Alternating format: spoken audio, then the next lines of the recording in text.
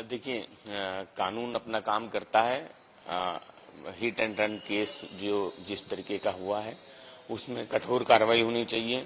2 लोगों की जान चली गई है और समाजवादी पार्टी समझती कि कोई राजनीति का विषय नहीं है, ये कानून का उल्लंघन का है, कानून तोड़ने का है और कानून तोड़ने पे जो सजा है, जो अपराध बनता है कानून के अनुसार उस पर सजा होनी चाहिए, उस पर सख्त कार्रवाई होनी चाहिए। अच्छा, मल्लिकार्जुन खड़गे जी ने कल कुछ डिटेल्स शेयर किए, कहा पैंगोंग त्सो में चाइनीज आर्मी अपने बंकर बना रही है। बीजेपी ने कहा कि वो लैंड जो है वो पहले ही 1962 में भी चाइना जीत चुका है। देखिए, चाइना ने घुसपैठ की थी और जिस तरीके से चाइना हिंदुस्तान की जमीन के अंदर घुसपैठ जारी रखे हुए, वो किसी से छुपा हुआ नहीं है और इस बात को बार बार समाजवादी पार्टी इंडिया गठबंधन उठाता रहा है, इस मुद्दे को उठाता रहा है।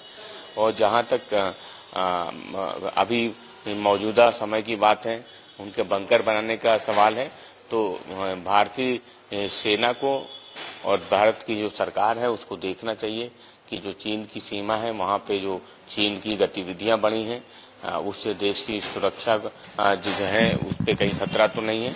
और समाजवादी पार्टी इस विषय पर राजनीति नहीं करना चाहती, भारत सरकार के साथ खड़ी हुई है। भारत सरकार को देश की जो बाहरी सुरक्षा है उस पर ध्यान देना चाहिए।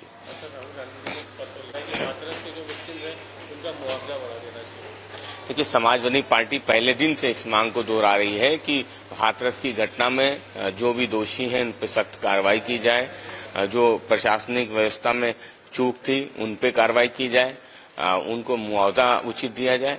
भारतीय जनता पार्टी की सरकार ने अभी तक किसी मांग को पूरा नहीं किया है, किसी पे कोई कार्रवाई नहीं हुई है और जो मांग आदरणीय राहुल गांधी जी ने की है वही मांग लगातार समाजवादी पार्टी इंडिया गठबंधन वो उठाता आया है। समाजवादी पार्टी भी इस मांग को दोहराती है। राहुल गांधी जी आज मणिपुर जा रहे हैं लीडर ऑफ ऑपोजिशन बनने के पहली बार और वहाँ पे नेतृत्व ग्रुप से भी उनकी मुलाकात है। देखिए, सवाल ये है कि इंडिया गठबंधन विपक्ष के लोग लगातार मणिपुर जाते रहे हैं, लोगों के दर्द को में शामिल होते रहे, उनको मरहम लगाने का प्रयास करते रहे, लेकिन जो सरकार की जिम्मेदारी है कि शांति व्यवस्था वह पूरी तरह से कैसे बहाल हो, जिन लोगों ने अपनों को खोया है उन पे कैसे कार्रवाई हो। केवल एफआईआर दर्ज कर देने से ही लोगों को न्याय नहीं मिल जाता है।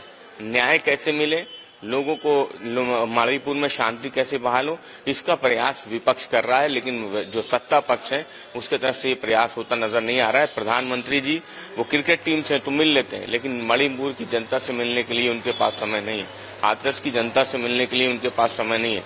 तो समाजवादी पार्टी इंडिया गठबंधन वो मणिपुर जा रहा है। मणिपुर में आदरणीय राहुल गांधी जी आम लोगों से मिलेंगे, लेकिन भारतीय जनता पार्टी कब वहां जाएगी, देश के प्रधानमंत्री जी मणिपुर कब जाएंगे, ये सवाल भी बना हुआ है।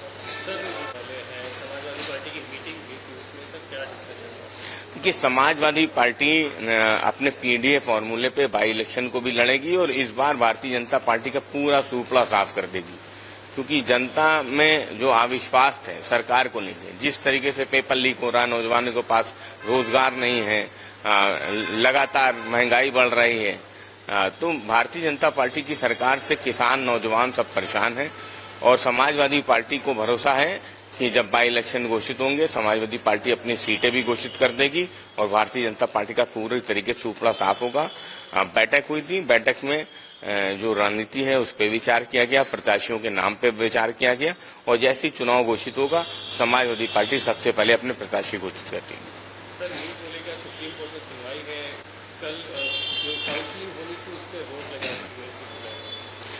देखिए, नीट को लेके माननीय सुप्रीम कोर्ट में मामला चल रहा है और समाजवादी पार्टी को माननीय सुप्रीम कोर्ट पे पूरा भरोसा है कि वो छात्रों के साथ, नौजवानों के साथ न्याय करेंगे।